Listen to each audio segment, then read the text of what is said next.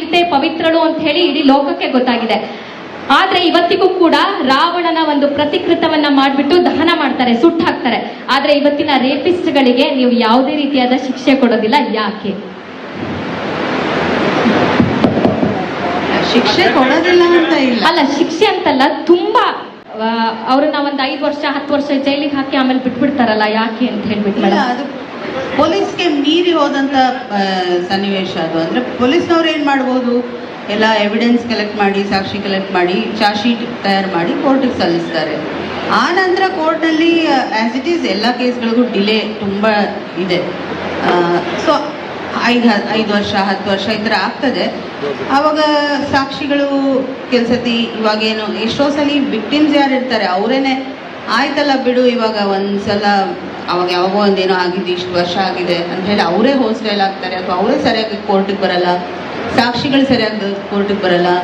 So ಈ ರೀತಿ ಅನೇಕ ಕಾರಣಗಳಿರುತ್ತೆ ಖುಲಾಸೆ ಆಗೋಕೆ. ಯಾಕಂದ್ರೆ ತುಂಬಾ ಜನದ ಒಂದು ಕ್ವಶನ್ ಮಾರ್ಕ್ ಇದಾಗಿತ್ತು ಇತ್ತೀಚಿನ ದಿನಗಳಲ್ಲಿ. ನಿಮ್ಗೆ ಗೊತ್ತಿದೆ, ಎಲ್ರಿಗೂ ಗೊತ್ತಿದೆ, ಹೆಣ್ಮಕ್ಳ ಮೇಲೆ ಎಸ್ಪೆಷಲಿ ತುಂಬಾ ಒಂದು ಕೇಸ್ಗಳು ನಡೀತಾ ಇದೆ. ಅದು ಯಾಕೆ ಅನ್ನೋದು ಒಂದು ಯಕ್ಷ ಪ್ರಶ್ನೆ ಆಗಿತ್ತು ಮೇಡಮ್ ಎಲ್ರಿಗೂ. ಅದಕ್ಕೋಸ್ಕರ ಅಷ್ಟೇ, ಇನ್ನೇನು ಇಲ್ಲ.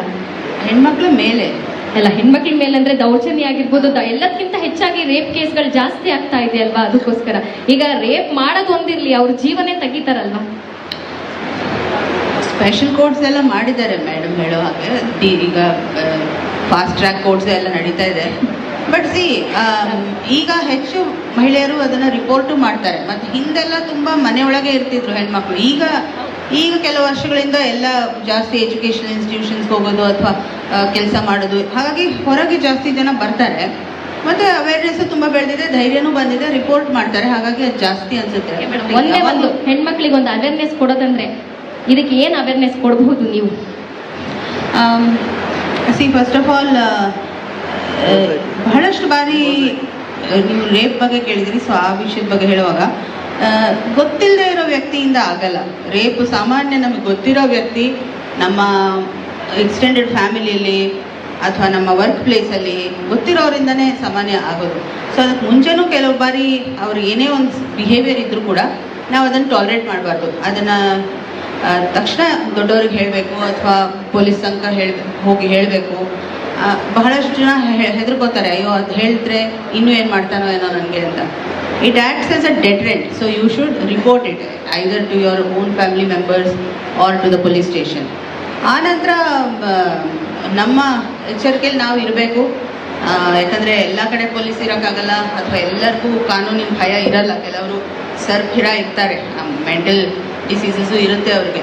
ಸೊ ಆವಾಗ ಅಂಥ ಟೈಮಲ್ಲಿ ನಮ್ಮ ಎಚ್ಚರಿಕೆಯಲ್ಲಿ ನಾವು ಹೆಣ್ಮಕ್ಳು ಇರಬೇಕು.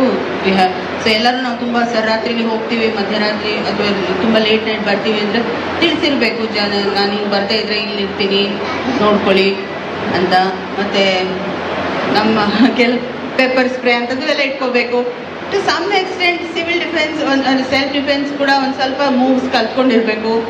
Especially if you are in a work in a job where you have to come every day back in the night, ಅಂಥವ್ರು ಇನ್ನೂ ಹೆಚ್ಚು ಪ್ರಿಕಾಷನ್ ತಗೋಬೇಕು. Thank you madam, thank you. ನಿಮ್ಮ